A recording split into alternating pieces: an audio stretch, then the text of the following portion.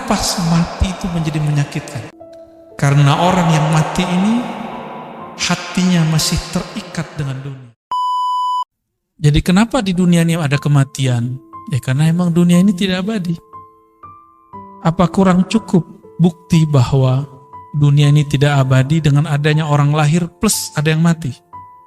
Setiap detik itu ada yang mati dan setiap detik ada yang lahir. Begitulah terus.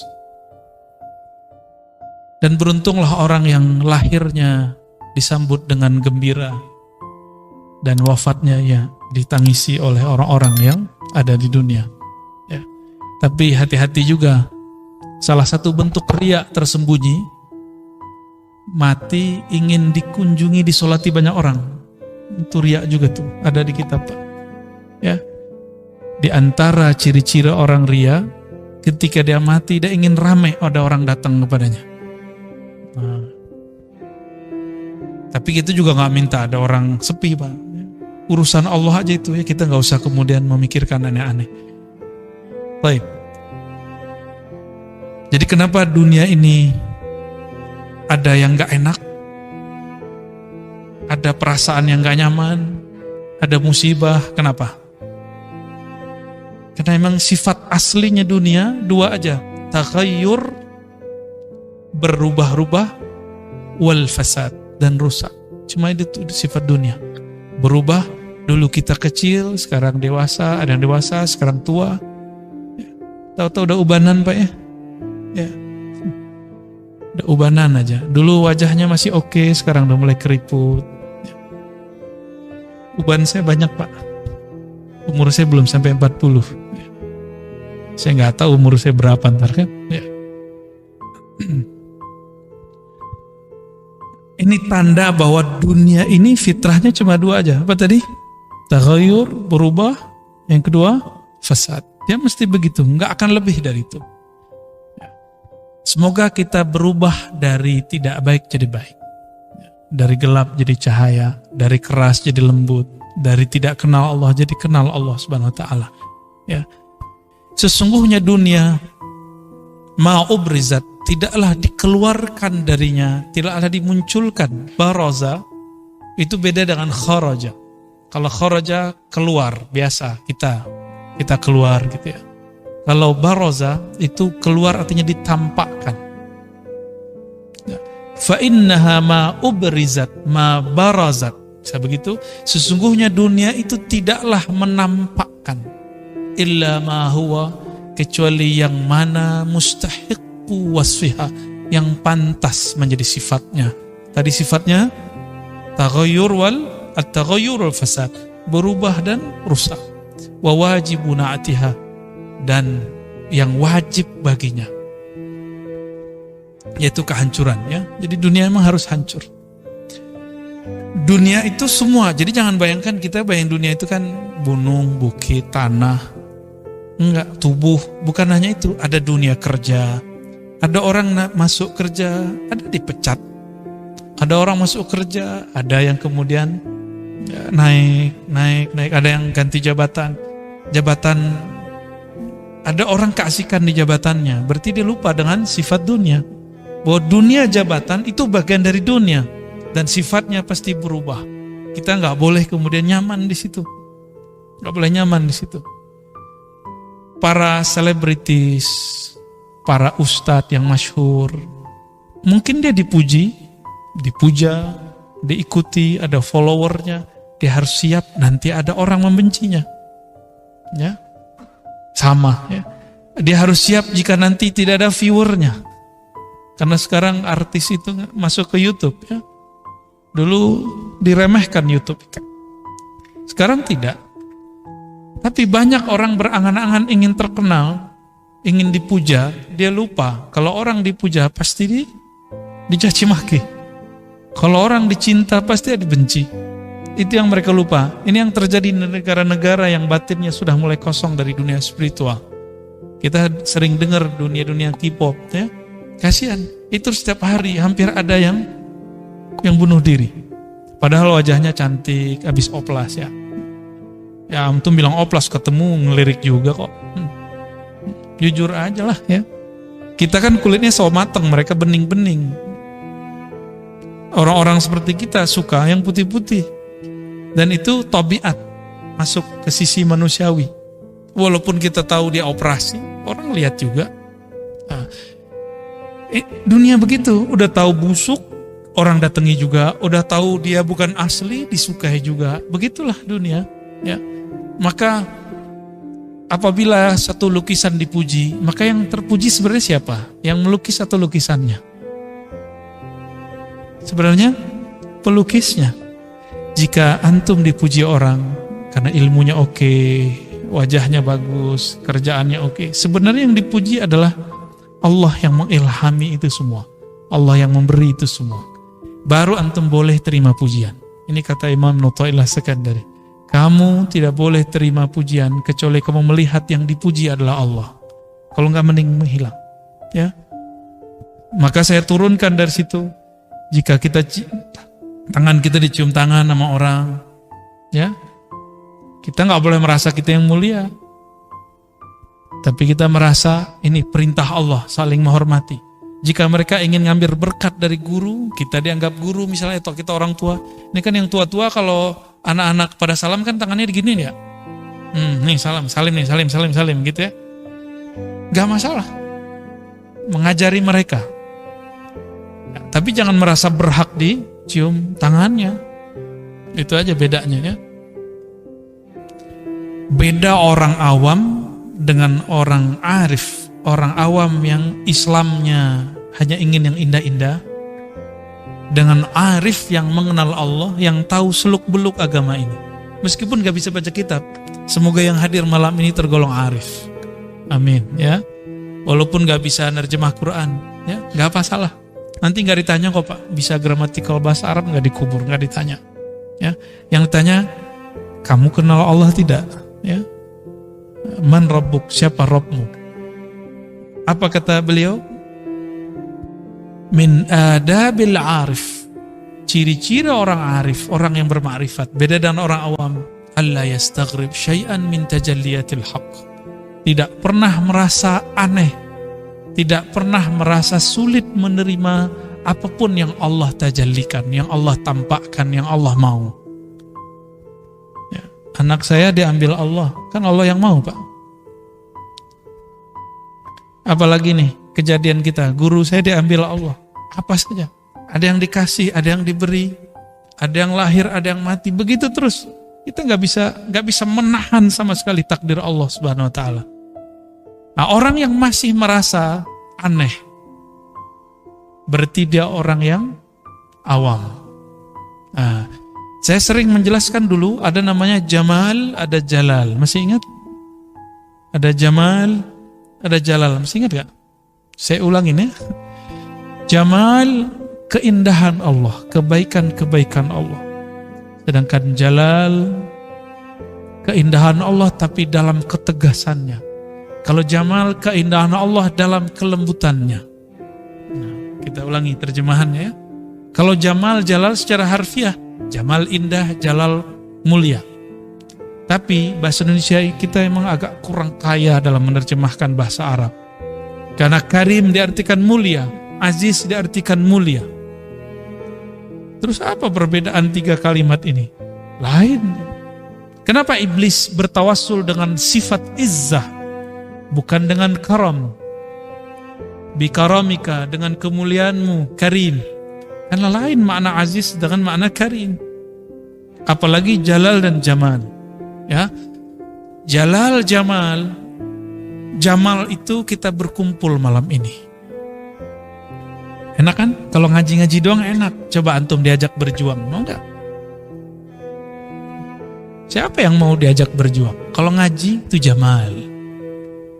Diajak berjuang, bikin pesantren, bikin pergerakan dakwah. Siapa yang mau pahit-pahitan begitu? Bukan hanya itu, perjuangan itu nggak harus politik. Karena politik itu fardu kifayah. Dan saya memandang diri saya tidak layak untuk terjun ke politik. Politik praktis. Karena saya tidak ada pendidikan itu dan tidak pernah masuk organisasi pra-politik juga nggak pernah. Ya. Maka kita ngambil bagian yang lain, yang ini juga fardu kifayah. Nah, ini adab nanti antum ketemu guru manapun. Jangan paksa dia memilih pilihan kita atau membicarakan politik ala kita. Karena mungkin siapa tahu dia tidak menguasai. Tapi beberapa ustadz karena ingin menyenangkan jamaahnya, dia terpaksa kemudian bermujamalah. Ya, mujamalah itu ngenak-ngenakin temen lah. Padahal dia nggak begitu-gitu amat. Tapi lama-lama kalau ketemunya komunitas begitu terus setiap hari begitu lagi, besok begitu lagi, jadi karakter. Dia takut menunjukkan dirinya yang sebenarnya. Inilah yang terjadi pada guru yang mengikuti selera muridnya. Ya. Bukan murid mengikuti hidayah yang dibawa gurunya. Kalau guru nggak bawa kayak selera, dia pakai hidayah. Mau pahit juga diajarin. Tapi kalau mental ya murid enggak. Ya. Nah, ini bahagianya orang yang mental murid jadi guru. Mental murid jadi guru. Gak siap dibenci. Gak siap berbeda dengan orang lain. Gak siap beda dengan muridnya. Takut gak diundang lagi. Ya. Gimana Pak? Baik. Jamal, ya beginilah. Ini Jamal. Gak ada pengorbanan. Antum korbannya cuma berangkat dari rumah ke sini. Ya. Kalau beragama cuma itu, gampang sekali beragama itu. Ya. Maka beragama harus ada pengorbanan. Kadang korban perasaan, nggak hanya korban duit. Kalau korban duit orang biasa, korban perasaan ini yang paling berat. Ya, karena perasaan itu bagian dari yang disebut nafs, jiwa, ego. Ego ini harus disembelih. Ego itu harus dibakar. Kalau enggak, dia akan merongrong. Dia seperti anjing liar, anjing gila yang ada dalam diri. Ya. Kalau kita tidak tundukkan dia akan menguasai kita. Ya. Itu sebabnya ketika orang berjuang, itu banyak yang berguguran. Kalau sudah jadi sebuah pergerakan, apakah namanya thariqah, apakah majelis zikir, apakah pesantren, majelis dakwah, majelis salawat, itu akan banyak begitu. Sesama jamaah diuji, sesama pengurus diuji. Ya. Pengurus gimana Pak? Udah kena ujian belum? Udah kan? Ya. Kadang ada yang nggak sepakat, Ustadz tuh kenapa diundang? Nah nanti begitu juga. Ya siap-siap namanya berjuang. Orang berjuang harus berkorban. Ya. Itu namanya jalal. Jalal itu ketika menemukan sesuatu yang jiwa kita bilang gak enak, tapi ruh kita bilang itu enak. Itu kemerdekaan dia. Jadi kapan ruh kita yang merdeka? Jika jiwa ini merana. Jika jiwa kemudian disudutkan terus, jiwa kemudian dididik terus sampai kemudian dia menjadi patuh kepada ruh. Baru ruh kita merdeka. Inilah yang disebut al-insan al-kamil, manusia yang sempurna. Dan itulah Rasulullah sallallahu alaihi wasallam. Nah, kita sedang proses ke sana. Semoga Allah mudahkan. Ya.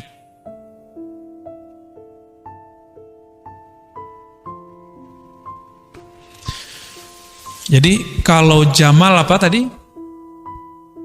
Keindahan Allah dalam kelembutannya, takdir-takdir yang indah. Ya.